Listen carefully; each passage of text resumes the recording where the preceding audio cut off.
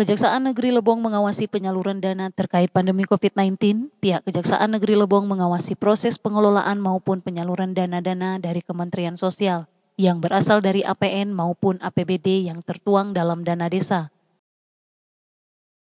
Terkait dengan COVID, Kejaksaan mengawasi ya dalam hal pengelolaan maupun penyaluran dana-dana yang berasal dari Kementerian Sosial, yang berasal dari APBN maupun dari APBD yang tertuang dalam dana desa.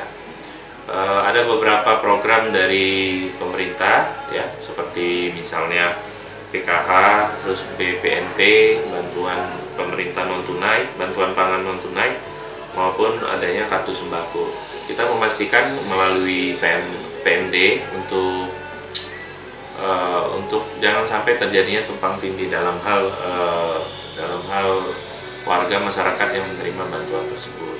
Jangan sampai warga yang dapat di bantuan PKH dia mendapatkan lagi di bantuan yang lain seperti kartu sembako atau bantuan-bantuan lainnya.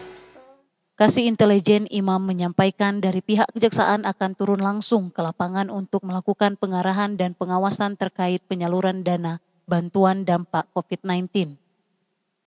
Kita turun ke lapangan, monitoring itu, kita juga memberikan arahan, petunjuk ya dari pimpinan kepada dinas yang terkait, dalam hal ini PMD. Kita berikan masukan kepada petugasnya seperti operatornya yang melakukan pendataan terhadap warga masyarakat yang terdampak dari corona ini, di mana yang warga yang terdampak corona langsung lah yang harusnya yang menerima ini. Jangan sampai warga yang mampu dia yang menerima.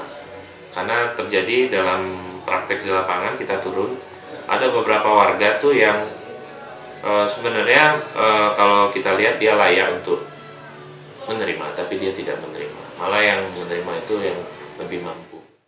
Ia juga menjelaskan, pengawasan masih berjalan karena pendataan masih berlangsung dan pihak Kejaksaan selalu melakukan koordinasi kepada pihak terkait supaya tidak terjadi penyimpangan pada saat penyaluran dana ke masyarakat.